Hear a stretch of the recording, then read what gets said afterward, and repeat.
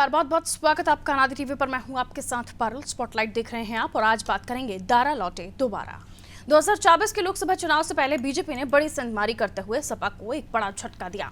एक तरफ जहां अखिलेश यादव विपक्षी एकता को मजबूत करने में जुटे हैं, वहीं सपा के अंदर ही टूट चल रही है। बीजेपी छोड़ सपा में गए घोसी विधानसभा सीट से विधायक दारा सिंह 18 महीने के बाद वापस बीजेपी में शामिल हो गए। समाजवादी पार्टी से पिछले दिनों उन्होंने इस्तीफा दिया था और इसके अलावा घोसी विधानसभा सीट से भी त्यागपत्र दे दिया और बीजेपी में शामिल हो गए हैं। पिछले दिनों सपा से उनकी नाराजगी की खबरें आई थीं, तभी से टूट के कयास लगाए जाने लगे थे। लेकिन दारा सिंह के सपा छोड़ने को लेकर सियासी गलियारों में चर्चाएं शुरू हो गई हैं। दारा सिंह चौहान की भाजपा में वापसी से अखिलेश यादव को चुनावी समीकरण बनाने में परेशानी हो सकती है। दारा सिंह चौहान पूर्वांचल में ओबीसी राजनीति का एक अहम चेहरा है। अखिलेश ने पिछले दिनों पिछड़े और दलित समाज को एकजुट कर फ्रंट बनाने और भाजपा को प्रदेश में चुनौती देने की रणनीति तैयार की। इस राजनीतिक समीकरण में दारा सिंह चौहान की भूमिका को भी अहम माना जा रहा था। 2 बार के राज्यसभा और 1 बार के लोकसभा सांसद और उत्तर प्रदेश सरकार के पूर्व मंत्री दारा सिंह चौहान का पार्टी छोड़ना अखिलेश के लिए पूर्वांचल के राजनीतिक समीकरण को तैयार करने में परेशानी खड़ी कर सकता है। ऐसे में सवाल ये भी कि दारा सिंह की नाराजगी की खबर थी तो सपा मुखिया ने उनकी नाराजगी दूर करने का प्रयास क्यों नहीं किया। यह वाकई जो सपा के लिए धारणा बनती जा रही है कि नेताओं को न्योता चुनाव तक, उसके बाद न नेताओं की न दलों की उन्हें कोई आवश्यकता है।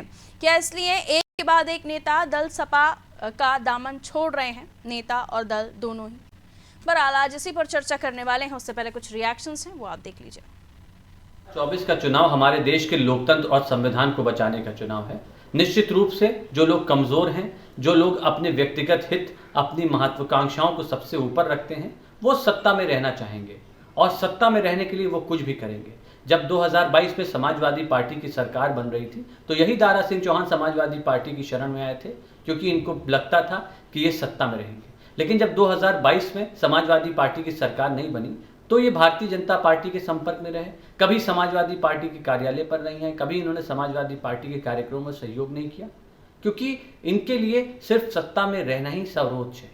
इन्होंने ना सिर्फ अपने विधानसभा क्षेत्र के जनमत का अपमान किया है, बल्कि मुझे लगता है कि इतिहास में भी बहुत सारे दलों में रह चुके हैं और इनकी कोई भी विश्वसनीयता जनता के बीच में नहीं बची। कुछ नेता स्वार्थ की राजनीति करते हैं, ऐसे ही नेताओं में दारा सिंह चौहान और राजभर के नाम आते हैं।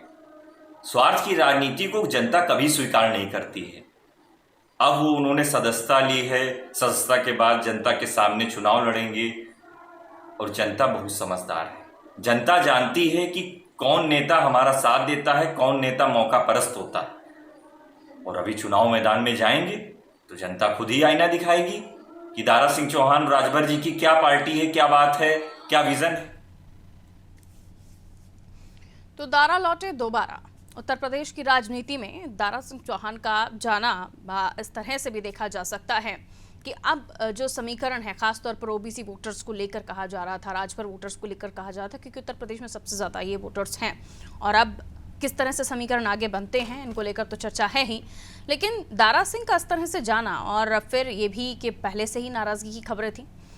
चर्चा कर लेते हैं। पूनम पांडे प्रवक्ता है कांग्रेस से, हमारे साथ जुड़ रही हैं। मेहमानों का तारुफ आपसे करा रही हूँ। पूनम पांडे प्रवक्ता कांग्रेस से, दीपक सोनकर प्रवक्ता भारतीय जनता पार्टी से, अभिषेक वाजपेयी प्रवक्ता सपा से, पंकज रस्तोगी जी वरिष्ठ पत्रकार हैं हमारे साथ जुड़े हुए हैं। आप तमाम लोगों का बहुत बहुत स्वागत करती हूँ। और सबसे पहले रस्तोगी साहब, आप इसे समझेंगे।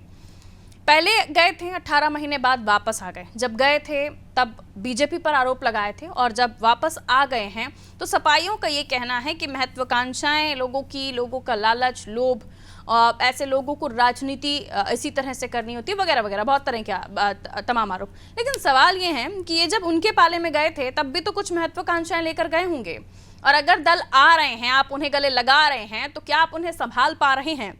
सपा सुप्रीमो अखिलेश यादव बाकी दलों को जोड़ने की कवायद 2024 के लिए कर रहे हैं, लेकिन 2024 से पहले उत्तर प्रदेश में उन्हीं की पार्टी में टूट।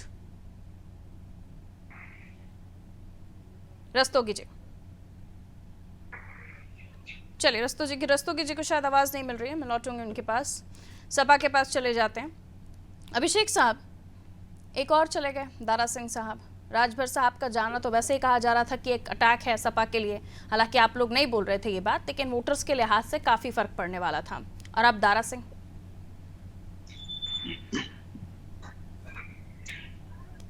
कहिए। जी पारुल जी शुक्रिया। देखिए, सबसे बड़ी चीज है कि हमें इस बात को समझना पड़ेगा कि जनता जनार्दन जो मैंडेट दिया हम्म। संतान को, आप अपनी महत्वाकांक्षाओं को पूरा करने के लिए कभी समाजवादी पार्टी में, कभी भारतीय जनता पार्टी में आप जाएंगे तो ये उचित नहीं। आपने आपने पिछले टर्म में देखा कि कैसे उन्होंने टेन्योर पूरा किया, और जब चुनाव आने वाला था, जब उनको लगा कि समाजवादी पार्टी सरकार में आने वाली है, तो समाजवादी पार्टी की गुणगान करने लगे और विचारधारा की बात कर रहे। जनता ने भी अपना पूरा प्यार आशीर्वाद उनको दिया, क्योंकि उनको लगता था कि जनता जनार्दन के लिए वो काम करेंगे। लेकिन काम को छोड़िए, उन्होंने भारतीय जनता पार्टी के साथ अपने निजी स्वार्थ के लिए उन्होंने भारतीय जनता पार्टी ज्वाइन करना चाहा। अब आती है प्रश्न की जैसा कि आपने अभी एक बात कही पंकज रस्तोगी जी से जब पूछ रही थी कि कितना संभाल पा रहे कितना नहीं। देखिए, महत्वाकांक्षाएं जब आ जाती हैं तो पार्टी का आला कमान या पार्टी की मुखिया कुछ नहीं कर सकते, क्योंकि हम सिर्फ अपना निजी स्वार्थ देखते हैं, जनता जनार्दन की समस्याओं को नहीं देखते। हम जनता से जुड़े मुद्दों को नहीं देखते।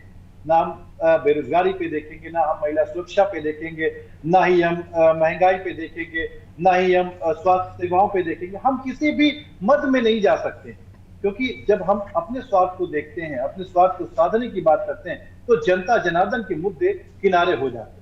वही दारा सिंह जी ने किया हुआ है, और आगे इसका खामियाजा क्या होगा इनको पता भी चलेगा। आने वाले चुनाव में देखने को भी पता चल जाएगा जनता जनार्दन किसके साथ खड़ी है। ठीक है, महत्वाकांक्षाएं उनकी अपनी होंगी, लेकिन अब आपको नहीं लगता कि पहले ये हो रहा था कि जो भी आए आ जाइए, वेलकम है आपका, स्वागत है आपका, अब रुक जाइए, थोड़ा सा टटोल लें कि आने वाले समय में आपको फिर ऐसे 18 महीने वाला आपको विस्फोट ना मिले। आने वाले समय में विचार करने की जरूरत है आपकी पार्टी को, अगर कोई एंटर करता है इस तरह से तो। पारुल जी, देखिए, हर किसी को विचार करने की जरूरत है, और बाकायदा मैं तो ये मेरा अपना खुद का एक सुझाव है हर किसी के लिए, चाहे मैं हूं या कोई भी व्यक्ति रहे, जब किसी पार्टी में जाए तो जनता जनार्दन के लिए जाए, ना कि अपनी स्वयं की महत्वाकांक्षाओं को पूरा करने के लिए जाए। क्योंकि यह हमारी खुद की जिम्मेदारी है कि अगर हम जनता के प्रतिनिधि के रूप में काम कर रहे हैं, तो जनता के लिए कितना काम कर पा रहे हैं, कितना नहीं कर पा रहे हैं, इन चीजों की प्राथमिकता देना पड़ेगा। वो बहुत पुराने नेता हैं, राज्यसभा में भी रहे, तमाम चीज़ों में अलग अलग पदों पर उनको जिम्मेदारियां मिलती रही हैं, और भारतीय जनता पार्टी में थे, आपकी पार्टी में उस वक्त आ गए तो उस वक्त भी वो बड़े पद पर थे, मिनिस्टर है, और आपकी पार्टी में आए तब भी उनकी महत्वाकांक्षा तो रही होंगी।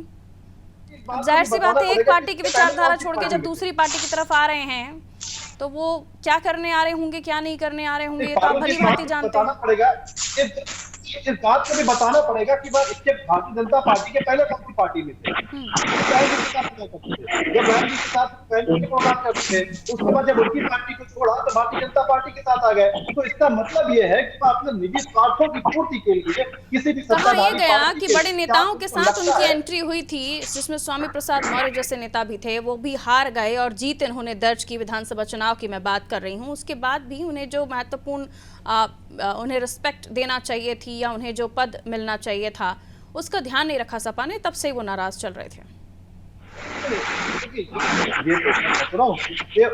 ये बात को ऐसा लगता है उनको बात दिया गया जब उनकी नाराजगी की खबरें आ रही थी तो एक बार भी अखिलेश जी ने उनसे बात करने की कोशिश की? नाराजगी होती है तब की बात है ना, तब तो हम कुछ भी कहेंगे। जब स्वार्थ की बात आती है तो हर जगह पे नाराजगी। नहीं सर, मेरा क्वेश्चन आप समझे नहीं, आंसर मुझे अलग मिल रहा है कि अगर उनकी नाराजगी की खबरें आने लगी थी तो एक बार भी अखिलेश जी ने कोशिश की कि इतने बड़े नेता हैं आपकी पार्टी में, दूसरी पार्टी छोड़कर आए हैं, विधायक बने, उनसे बात नहीं की एक भी बार? नहीं, यह बात मुझे नहीं पता कि आप किस बेस पे कह रही हैं, क्योंकि आदरणीय अखिलेश यादव जी तक तो नाराजगी की बात ही नहीं आई। जब अगर बात आई होती तो उस बात का समाधान भी किया जाता, क्योंकि जब एक पब्लिक डोमेन में बहुत सारी ऐसी न्यूज हैं सर कि उनकी नाराजगी की खबरें आने लगी थी, और अगर ऐसी खबरें आ रही थी तो पार्टी सुप्रीमो को तो पहले ही पता होनी चाहिए, कोई चर्चा नहीं हुई। फारूक डोमेन में तो बहुत सारी चीजें चल रही। इसी तरीके से राजभर जी भी कहते हैं कि हमें तो लव लेटर लिख दिया गया, हमें तो तलाक पत्र दे दिया गया। देखिए, यानी जब नेताओं की आवश्यकता आपकी पार्टी को पड़ती है तब वेलकम करते हैं, और जब जा रहे होते हैं तो उनसे एक बार भी किसी तरह की बातचीत नहीं की जाती। राजभर तो बिन पैसे के लौटे वो कहीं पे भी जा सकते हैं, उनके बारे में तो मुझे लगता है बात करना भी बेईमानी है। ऐसे कई सारे नेता आपकी पार्टी की तरफ भी रुख करे थे, जब बीजेपी छोड़कर आए थे वो भी पहले किसी और दलों में रहे थे, आज आपकी पार्टी के नेता हैं। खैर लौट रही हूँ, मेरा सवाल का जवाब अभी भी नहीं मिला मुझे कि उन्होंने चर्चा की या नहीं की। मैं लौटूंगी आपके पास, अगला सवाल जब होगा तब हम इस पर चर्चा करेंगे। दीपक सोनकर जी हमारे साथ बने हुए। दीपक सोनकर जी, पहले गए फिर वापस आ गए, अब क्या गारंटी है दोबारा नहीं जाएंगे, या पहले ही आपसे कुछ डील हो गई है कि आने वाले समय में उनको क्या आप देने वाले हैं, इसलिए आश्वस्त हैं कि अभी नहीं जाएंगे वो? देखिए पारुल जी, बात को समझना पड़ेगा। मेरी आवाज आ रही है पारुल जी आपको? जी जी कहिए। हाँ, देखिए बात को समझना पड़ेगा पारुल जी। हमेशा से भारतीय जनता पार्टी में ही दारा सिंह जी रहे।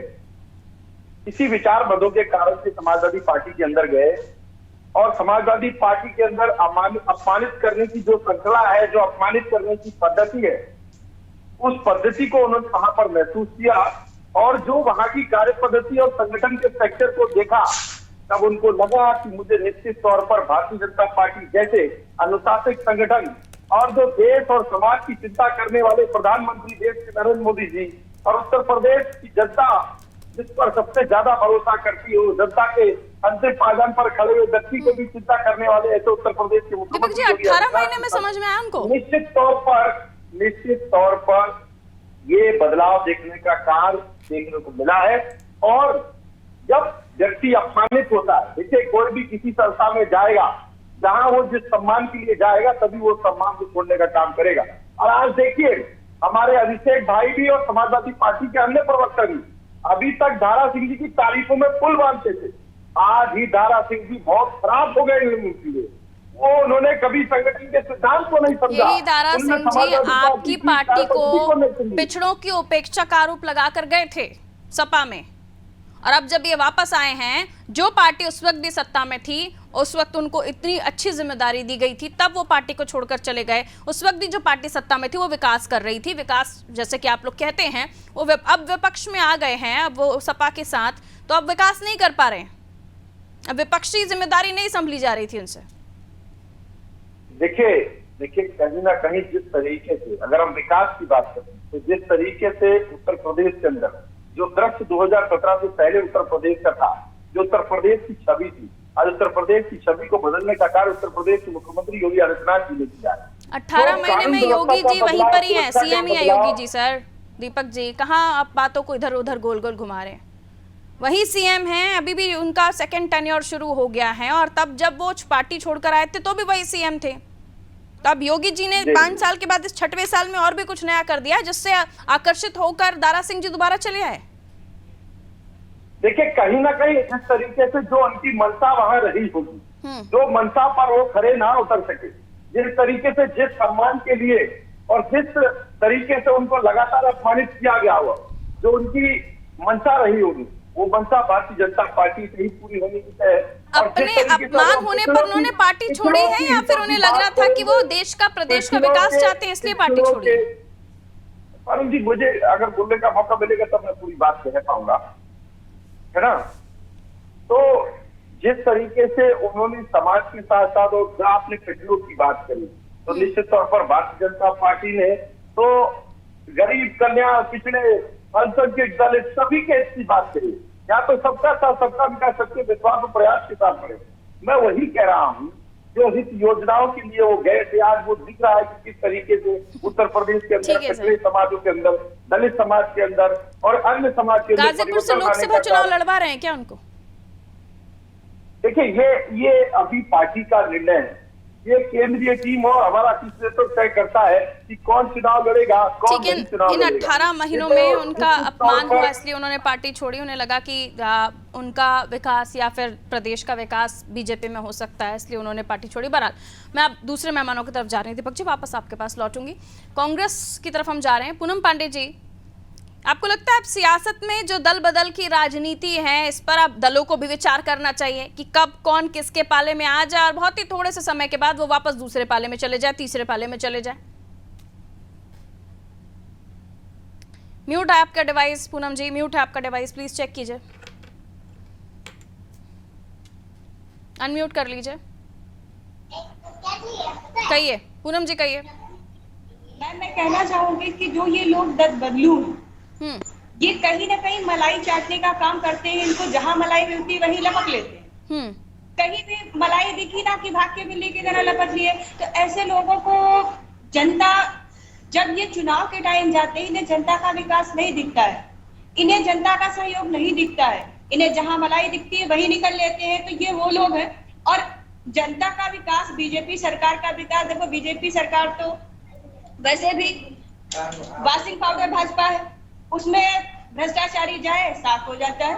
किसी भी पार्टी का भ्रष्टाचारी अगर वो पहुंच गया है तो वो साफ हो जाता है। और विकास की गंगा इतनी ज्यादा बह रही है, घरों में विकास भर रहा है, 2 करोड़ रोजगार हर किसी को मिल गया। आज महंगाई देखा होगा कि महंगाई का विकास कितना हो रहा है, बेरोजगारी का विकास कितना हो रहा है, भ्रष्टाचार का विकास कितना हो रहा है, महिला शोषण का तो विकास इतना हो रहा है कि दिल्ली में बैठी महिला जो हमारे देश का सम्मान है, हमारे देश का गौरव है, और उन महिलाओं को कैसे घसीटा जा रहा है सड़कों पर। तो महिलाओं का तो विकास इतना हो रहा है, उनके कपड़े फाड़े जा रहे हैं। अगर यूपी छोड़ दिए तो कई ऐसे स्टेट हैं जहां पर आपकी पार्टी में भी पार्टी छोड़कर भी आ रहे हैं और पार्टी छोड़कर भी जा रहे हैं, तो उसको लेकर क्या कहेंगे? मैंने क्या बोला? मैंने वही तो बोला है कि वो लोग जो दल बदलू हैं वो किसी पार्टी के सगे नहीं, वो सिर्फ मलाई चाटने के लिए जाते हैं। उन्हें मलाई मिल जाती है तो वो वहीं रुके रहते, नहीं मिलती है तो वो निकल लेते हैं। वो आपकी पार्टी में भी जो एंटर कर रहे होंगे, जैसे छत्तीसगढ़ से भी कई कार्यकर्ताओं के एंटर होने की खबर आती है, एमपी से भी, तो वो भी मलाई खाने के लिए आपकी पार्टी में आ रहे होंगे फिर? पर मैम आपने देखा होगा कि ऐसा जैसे दारा सिंह जी कर रहे हैं कि अभी बहुजन से शुरुआत की थी, सपा में आए, सपा से बीजेपी में गए, बीजेपी से फिर सपा में आए, फिर बीजेपी में गए। तो इतना तो थाली का बैंगन कोई भी लीडर कांग्रेस में तो नहीं दिखा होगा जिस तरीके से दारा सिंह जी कर रहे हैं। दारा सिंह जी इतिहास रचना चाहते हैं ऐसा लगता है। ठीक है, हमारे साथ रस्तोगी साहब जुड़े। रस्तोगी जी आवाज मिल रही है क्या आपको? जी बताएं पारुल जी। रस्तोगी जी, थाली का बैंगन कह रहे हैं कांग्रेसी दारा सिंह जी को। ये कह रहे हैं कि कभी बसपा में, फिर बीजेपी में, फिर कांग्रेस में, फिर वापस सब बीजेपी में, फिर सपा, पता नहीं पूरा डिटेल निकाल कर बैठे हुए हैं। लेकिन सवाल ये है कि अब क्या राजनेताओं को या राजनीतिक दलों को किसी को भी एंटर कराने से पहले विचार कर लेना चाहिए कि कब किसको कौन सा स्ट्रोक दे दिया जाए? क्योंकि जब बीजेपी से सपा में चले थे तब बीजेपी को झटका लगा था, बड़ा वोट बैंक उनका झटकता हुआ नजर आ रहा था, और अब सपा 18 महीने में वही डोज ले रही है। देखिए एक बात समझिए, राजनीति में कोई किसी का स्थायी दोस्त और स्थायी दुश्मन नहीं होता है। और रहा सवाल दारा सिंह चौहान का, ये ओबीसी समुदाय के एक बड़े नेता हैं, 2 बार राज्यसभा सांसद रहे, 1 बार लोकसभा सांसद रहे। इससे पहले बीजेपी की 2017 से 22 की सरकार में वन मंत्री थे और कैबिनेट मंत्री थे, और घोसी विधानसभा सीट से वो विधायक थे। बीजेपी से बहुत कुछ हासिल हुआ उन्हें। और देखिए उसके बाद जो है बीजेपी के बहुत से चीजों को देखते हुए उनको नहीं समझ में आया, तो वो उन्होंने जनवरी 2022 में बीजेपी का दामन छोड़कर अखिलेश यादव का दामन पकड़ा, और अखिलेश यादव ने उनको बड़ी जिम्मेदारी देते हुए दलित और बैकवर्ड फ्रंट का नेता बना दिया। उनको इकट्ठा करने का, उनको उनके में सामंजस्य बैठाने का काम की जिम्मेदारी इनको दिया। लेकिन उसके बाद वो घोसी विधानसभा से सदस्य भी निर्वाचित हुए। लेकिन उसके बाद अखिलेश यादव की कमी ये रही कि अखिलेश यादव उनको इस तरह के नेताओं को एकजुट करने में नाकाम रहा। इसी का नतीजा है कि आज देखिए सुहेल देव राजभर की पार्टी, ओम प्रकाश राजभर की पार्टी जो सुबसपा है, वो गठबंधन छोड़ के एनडीए का घटक बन चुकी है। तो ये कहीं ना कहीं से अखिलेश यादव की नीतियों को प्रदर्शित करता है, और अखिलेश यादव की नीतियों का ही परिणाम है कि आज लोग उनको कुनबे को छोड़ के जा रहे हैं, जो कि बैकवर्ड समुदाय से आते हैं। और अखिलेश यादव उत्तर प्रदेश में प्रमुख विपक्षी दल है, समाजवादी पार्टी प्रमुख विपक्षी दल है, इसकी एक बड़ी भूमिका है। तो इस तरह से उनका कुनबा छोड़ के लोग क्यों खिसक रहे हैं, इस बात ये भी एक प्रश्नवाचक चिन्ह है। अखिलेश यादव को इसके बारे में सोचना होगा। अभी सपा प्रवक्ता का कहना था कि कोई नाराजगी की खबरें ऐसी तो नहीं आई सामने कि दारा सिंह की कोई नाराजगी हो, और इसलिए मेरा जो दूसरा सवाल था कि नाराजगी की जो खबरें आ रही थी उसके बाद अखिलेश जी ने कोई बातचीत दारा सिंह से नहीं की। देखिए वो तमाम मीटिंगों में नहीं जाते थे और तमाम लोगों से मिलते नहीं थे, अखिलेश यादव से भी नहीं मिलते थे। तो अखिलेश यादव पार्टी के मुखिया है, राष्ट्रीय अध्यक्ष है, उनको ये सब देखना चाहिए कि कौन व्यक्ति पार्टी के प्रति क्या कार्य कर रहा है, उनको सबको राजनीति निर्माण करने का अधिकार और देना विधायक चाहिए। रहे वो। इस तरह की तमाम चीजें उनको देना चाहिए। इसी का नतीजा है कि आज वो देखिए पार्टी में घुटन महसूस कर रहे थे। क्या वो लीडरशिप एक क्वालिटी सपा के मुखिया में नहीं है जो होनी चाहिए? क्योंकि अगर वो अच्छे लीडर हैं तो उन्हें सबको बांध कर चलना चाहिए, लेकिन कुछ समय से जो बिल्कुल। छूट रहे हैं उनका साथ छोड़कर जा रहे हैं, ऐसा लग नहीं रहा। इसीलिए लोग ऐसे जा रहे हैं। इसीलिए अखिलेश यादव के लिए एक नई मुसीबत खड़ी हो गई है। कैसे वो उत्तर प्रदेश से लोगों को विपक्ष का जो एकजुटता हो रही है उसमें अखिलेश, चूंकि 80 सीटें लोकसभा की उत्तर प्रदेश से आती हैं, तो लोगों को जो पीडीए बना है उसमें अखिलेश यादव से लोगों को बड़ी उम्मीदें हैं। ठीक है। लेकिन जिस तरह से अखिलेश यादव को अभी झटका दिया, जिस तरह से ओम प्रकाश राजभर एनडीए का हिस्सा बन गए, और सूत्रों के अनुसार ये भी बताया जा रहा है कि घोसी विधानसभा सीट से अरुण राजभर जो उनके बेटे हैं वो चुनाव लड़ेंगे, बाई इलेक्शन, ये कहा जा रहा है। और घोसी लोकसभा सीट से, लेकिन ऐसे दारा सिंह का 18 महीने में टूट कर जाना सपा बस बीजेपी में, की जा रही है बीजेपी में आखिर क्यों उनको ये 18 महीने में ही एहसास हुआ होगा कि अखिलेश जी उनका अपमान कर रहे हैं, या पार्टी में उनके लिए अच्छी जगह नहीं है, या वो नहीं कर पा रहे हैं जो उन्होंने सोचा होगा? ये 18 महीने में ही क्यों समझ में आया? पार्टी ज्वाइन करने के बाद ही समझ में आ जाना चाहिए था। देखिए, सीधी सी बात है, नीतियों के आधार पर ही लोग पार्टियां ज्वाइन करते हैं, कोई भी राजनेता हो। और ये काम करने का, ये काम उनको संयोजित रखने का, संगठित रखने का काम राष्ट्रीय अध्यक्ष का होता है। राष्ट्रीय अध्यक्ष को ही पूरा पार्टी का नेतृत्व करना होता है। ठीक है सर, सभा के पास जा रही हूँ, कुछ होता है। कहिए अभिषेक जी। पारुल जी, मुझे लगता है कि पंकज जी बड़े बहुत ही परेशान हैं, क्योंकि उनकी बातों से ही विरोधाभास झलक रहा है। एक तरफ कह रहे हैं कि जनता को उम्मीद है आदरणीय अखिलेश यादव जी से पीडीए को लेकर के, और बहुत सारी चीजें हैं। तो आप जब जनता को उम्मीद है तो इसका मतलब ना कि जनता को भरोसा है आदरणीय अखिलेश यादव जी जनता को उम्मीद नहीं है, जनता को उम्मीद की बात हमने नहीं कही। हमारा ये कहने का मतलब है कि विपक्ष एक सशक्त विपक्ष की भूमिका आप निभा रहे हैं। तो मैं वर्तमान में इसमें आप एक सशक्त विपक्ष की भूमिका निभा रहे हैं। ठीक है सर, बारी बारी से रस्तों कीजिए। सवाल ये है अभिषेक जी कि बारी बारी से जो नेता टूटकर जा रहे हैं दूसरे जगहों पर, अखिलेश जी उनसे चर्चा क्यों नहीं करते हैं? पिछले सत्र में जब आदरणीय मुख्यमंत्री जी को छोड़ करके, योगी आदित्यनाथ जी को छोड़ करके जब लोग जो समाजवादी पार्टी में आए थे, तो इसका मतलब तो योगी आदित्यनाथ जी के ऊपर तो चिन्ह हो रहा था कि वो लोगों को संभाल नहीं पा रहे हैं, लोगों को काफी सारे लोगों को परेशान कर रहे हैं, वो प्रताड़ित कर रहे हैं। ठीक है, 30 सेकंड दीपक जी, बाकी समय कम है सर मेरे पास। दीपक जी 30 सेकंड में कंप्लीट कीजिए अपनी बात। दीपक जी सुन पा रहे हैं? ठीक है, पूनम जी 30 सेकंड। हेलो हेलो जी दीपक जी क्या लीजिए। मैम, मैं कहना चाहूंगी कि अभी बीजेपी प्रवक्ता हमारे भाई बोल रहे थे हाँ, कि नीतियों से प्रभावित होकर के, तो कौन सी नीति इनकी जनता को प्रोग्रेस दे रही है? क्या 150 रुपए किलो टमाटर प्रोग्रेस दे रहा है कि बेरोजगार युवा प्रोग्रेस कर रहा है, या शिक्षा जो हमारी? ठीक है, समय इजाजत नहीं देता। कौन सी नीति अच्छी है? माफी के साथ मुझे आप लोगों से परमिशन लेनी होगी। बहुत बहुत शुक्रिया आप सभी का हमारे साथ चर्चा में जुड़ने के लिए। उत्तर प्रदेश की हम बात कर रहे थे, जहां 18 महीने में ही बीजेपी जब छोड़कर सपा में गए थे, तो सपा के बाद 18 महीने में ही दोबारा बीजेपी में चले गए दारा सिंह। एमएलए हैं, घोसी विधानसभा सीट से रिजाइन कर दिया है, और अब भारतीय जनता पार्टी में जब वो गए हैं तो ये खबरें आ रही हैं कि पहले ही से नाराजगी थी जिससे अखिलेश जी भांप नहीं पाए, और जब वो मीटिंग्स में नहीं पहुंच रहे थे, जहां तमाम लोग मीटिंग में पहुंच रहे थे, तब भी ये खबरें आ रही थी कि उनका मीटिंग में ना पहुंचना ही दिखा रहा है कि वो नाराज हैं। अखिलेश जी ने कोई बात नहीं की। राजभर साहब के भी जब बयान सामने आए थे, उसके बाद पता चला राजभर साहब खुद कह रहे हैं कि हमें तो तलाकनामा मिल गया है। ऐसे ही टूट रहे हैं क्या सपा से बाकी दल या नेता? और अगर इसी तरह से चलता रहा तो लोकसभा चुनाव बहुत ज़्यादा दूर नहीं है। कहीं लोकसभा चुनाव में एक साथ जयंत चौधरी को लेकर आने का ख्वाब देख रही सपा, उनसे और भी लोग छिटक कर ना चले जाएं। दीजिए इजाजत, रखिए अपना ख्याल, नमस्कार।